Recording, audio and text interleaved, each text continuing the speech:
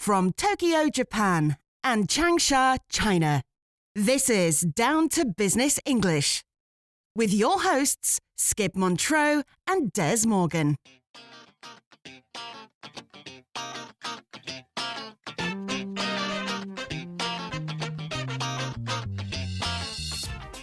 Hello, Dez. It is so good to be talking with you again. Hi, Skip. How are things going with you? Pretty busy, as a matter of fact. Oh, yeah? Why's that? Well, as you know, I've had family from Scotland visiting me here in China. Oh, that's right. How are they enjoying it? Very much, I think. China is a very new experience for them. Of course. And in addition to playing tour guide, I've been busy taking part in an online course in AI for English language education. That has been really interesting, and I've been learning a lot. I'm sure. AI is definitely a game changer in so many fields, not just education. Whatever you are learning in that course will be useful skills moving forward, even for an old man like you. The only thing is, I kind of need a new computer now. My current laptop is getting a bit long in the tooth. A newer, speedier machine would let me take full advantage of all this AI technology. Are you sure? Is that, I need a new computer or I want a new computer calculation? Need, want, it's all the same thing, isn't it? Fair enough. So, what kind of computer do you need? Since you're on Windows, are you going to go with an Intel or one of those AMD processors? Well, I'm not a gamer or a high-end user, so it probably doesn't matter that much for my daily workflow. But it's interesting that you should ask about Intel specifically. Really? Why is that? Because while it might not matter for an average user like me, the tech world is watching them closer than ever right now. Watching who? Intel. Did you know that they went from being the absolute ruler of Silicon Valley to facing the worst financial crisis in its history? No, I did not know that. The worst in its history? Yes, and that brings us right into the topic of today's report. What went wrong at Intel, and where is the company today? You just told me. They are in Silicon Valley. Very funny. You know I was using the idiomatic meaning. What's going on with their business, not their GPS coordinates? I know. I'm just keeping you on your toes. What would I do without you? So let's do this. Let's get D2B down to business with the fall and possible resurgence of Intel.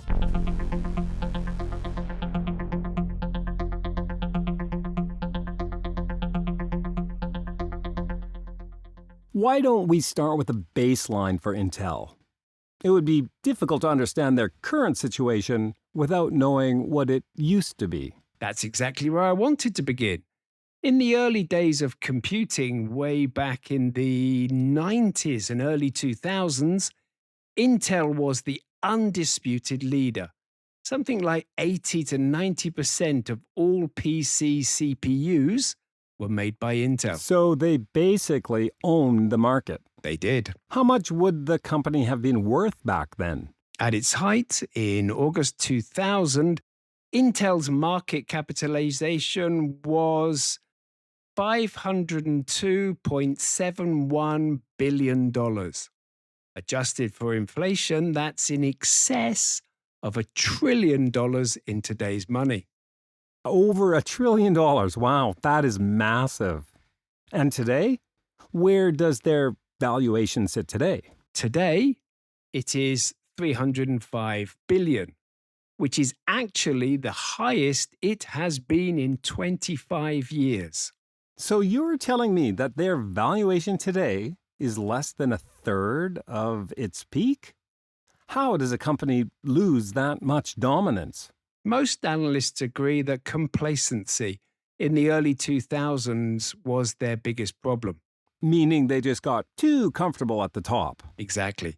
The company was making huge profits on CPUs for desktops and laptops. They simply couldn't foresee a time when that wouldn't be the case. The classic trap of being number one. You start resting on your laurels and stop looking for the next big thing. That is indeed true. And it led to their first major misstep. In 2007, the first generation iPhone came along. I remember it well. The start of the smartphone revolution. Why didn't Intel jump on that? Because at the time, Intel viewed mobile chips as a low-margin business. Let me get this straight. Because they thought the profit margins were too small, that they wouldn't be making enough money on them, they completely missed out on the mobile phone boom that followed? That's exactly what happened. They ignored mobile, leaving the door wide open for their competitors. I know currently that the biggest companies making mobile chips are MediaTek at the low end and Apple and Qualcomm at the upper end. Although, unlike Intel, those companies only design their chips. They don't actually make them. In most cases, they are made by Taiwan Semiconductor Manufacturing Company, or TSMC, as most people know it. Wow, Des, you are a verified wealth of knowledge. What can I say? Okay, so complacency was definitely a misstep for Intel, missing out on the mobile phone chip boom. Any other missteps? That brings us to their second major crisis, manufacturing. Hold on. I would think that one of Intel's biggest advantages was that they actually manufacture their own chips, unlike AMD or Apple. You're exactly right. For decades, Intel's integrated device manufacturer, or IDM model, reigned supreme. Because they designed and manufactured their own chips, their products were highly optimized and completely protected from third-party scrutiny. While at the same time, as the entire process was in-house, it was incredibly profitable. Right, so how did that become a crisis? In 2016, Intel was planning to move from 14-nanometer chips to 10-nanometer chips. Is that a big improvement? It's a very big step forward. A 10-nanometer chip has roughly 2.5 times as many transistors as a 14-nanometer chip, making it faster and more efficient. But Intel ran into manufacturing problems that plagued production for years to come, leaving them stuck with their old 14-nanometer chips. And in the world of tech, standing still means you are falling behind. And unfortunately for Intel, this all happened right about the time TSMC was heavily accelerating its own investments. Right, TSMC, you just mentioned them. They're the ones building the chips for companies like Apple and AMD. Not to mention Qualcomm and Nvidia. Right. So while Intel was bogged down with manufacturing delays, Apple and AMD were designing cutting-edge chips that TSMC would successfully build using state-of-the-art processes. So basically, the tables turned. Intel's biggest strength, building its own chips, became its Achilles heel.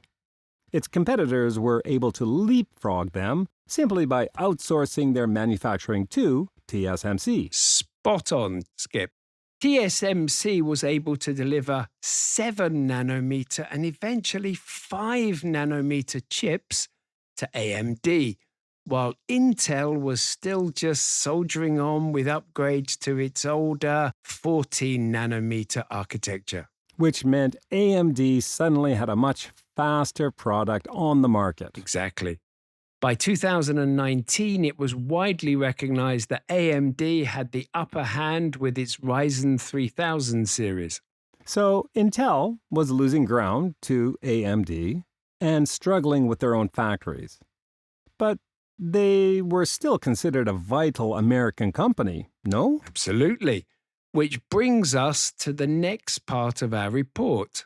In August 2025, the US government actually purchased a 9.9% stake in Intel for $8.9 billion.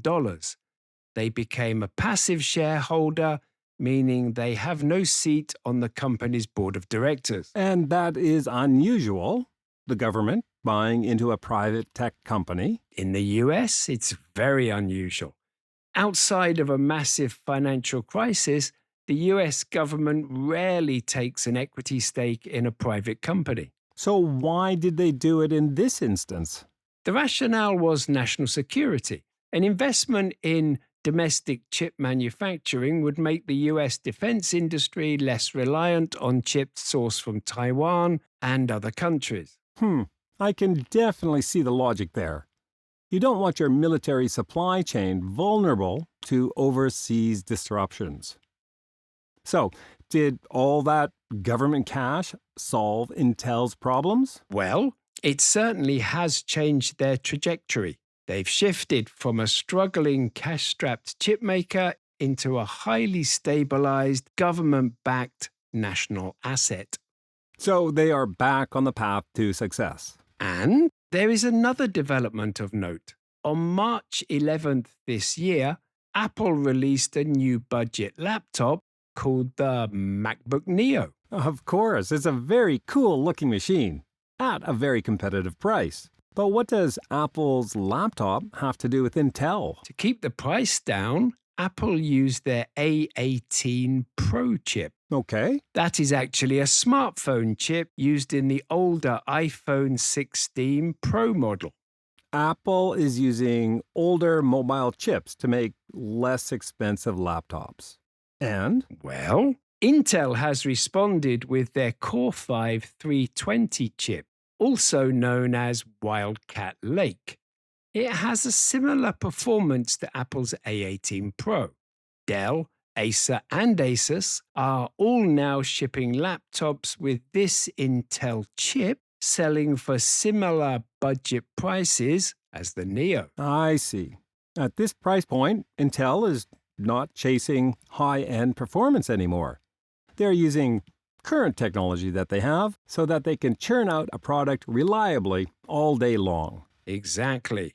And they still have the advantage that they don't need to pay an outside manufacturer to fabricate these chips for them. So they are trying to firm up their sales at the lower budget end of the market. Is this their path to resurgence? It's a big part of it, but there's one final development. And what would that be? They are launching the Intel Foundry. Oh, a new fabrication facility? No, those take years to bring online. The Intel Foundry is a separate standalone business unit that operates within Intel's existing factory network. But the focus of the Intel Foundry is to secure contracts with other chip designers and manufacture chips for them. Oh, the way TSMC fabricates chips for fabless designers. That's right. And it's working already. Microsoft and Amazon Web Services have just signed on to use Intel to manufacture their custom-designed chips. Wow. So the company that refused to be a middleman is now leaning into being a middleman. That is quite the pivot. Are they out of the woods yet? These are all recent developments, so it's really too early to tell. But there are definitely signs of a potential resurgence. And on that positive note, I think it is time for us to get D2V down to vocabulary.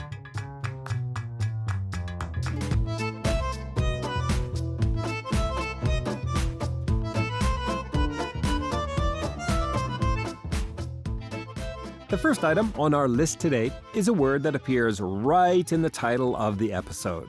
The noun resurgence.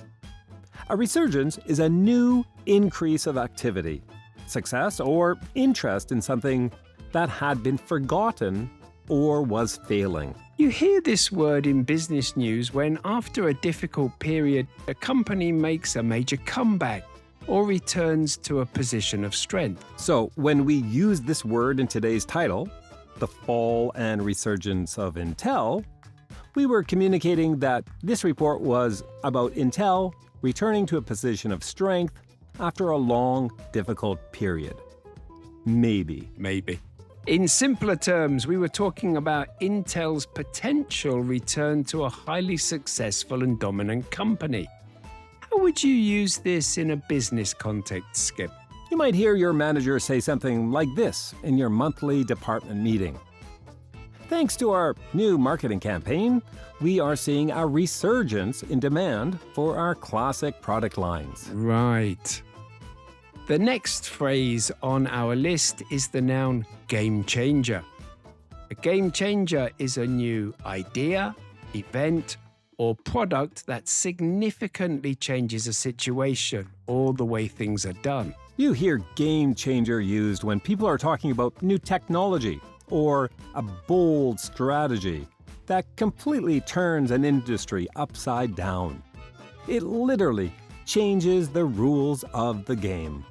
In our introduction today, Skip used this phrase to describe AI. He said that AI was definitely a game changer in many fields, not just in education. Put simply, I was saying that AI is completely rewriting or changing the rules of how we all work and learn. If you wanted to use this in a business setting, you could say, our new inventory software is a total game changer. It cuts our delivery times in half. Nice example. I don't know how realistic it is to cut delivery times in half, but yeah, a nice example nonetheless. Moving on to our next item. We have another noun, complacency. Complacency is when you feel so satisfied or comfortable with your own abilities or situation that you don't try harder because you don't think any changes are necessary. Complacency and its adjective form complacent are used a lot when discussing companies that used to be number one, but just got too comfortable and stopped innovating. In our report, Dez used it when explaining Intel's mindset in the early 2000s. He said that most analysts agreed that complacency was Intel's biggest problem. They were so comfortable making huge profits that they stopped worrying about future threats, like the shift to smartphones. Which, as we learned, was a very big mistake. One of the biggest risks any successful team or organization faces is becoming complacent. Another place where complacency is an issue are factories. When factory workers and management become complacent about safety, there is a significant risk of injury. Oh, that is very true. What's our next word, Dez? Our final item for today is the phrasal verb to soldier on. To soldier on means to continue doing something or pushing forward even though it's difficult or you are facing obstacles. It is a very strong verb. It paints such a clear picture. You can easily imagine a soldier marching forward in really tough conditions. In today's episode, I used this phrase when discussing Intel's manufacturing delays. I said that while competitors jumped ahead, Intel was still just soldiering on with upgrades to its older 14-nanometer architecture. Meaning, Intel kept pushing forward with their old technology despite all the struggles and delays. Here is a way that you might use it at work.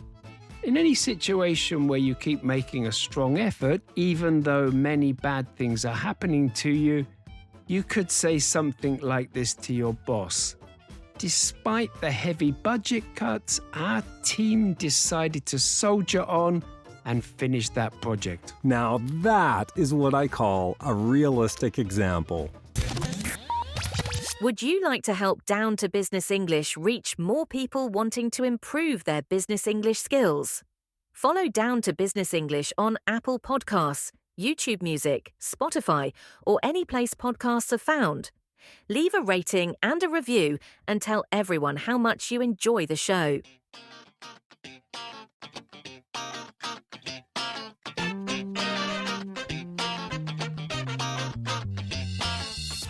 Thanks for putting that report together, Dez. It is a lot easier to understand Intel's current struggles when you look at their full history. My pleasure, Skip. And it really highlights how fast-moving the tech sector is. Being number one doesn't guarantee you anything if you stop looking ahead. I couldn't agree more.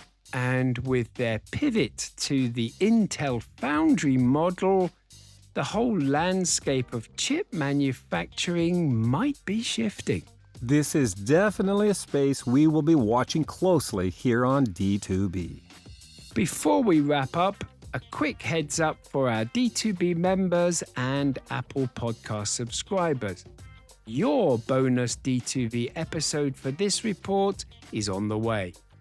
In that show, we're going to dig into 6 more great expressions from today's story. And those items are long in the tooth, to rest on one's laurels, scrutiny, a rationale, a trajectory, and to be cash-strapped. A fantastic list, especially if you need to discuss corporate strategies, financial issues, or overall business performance.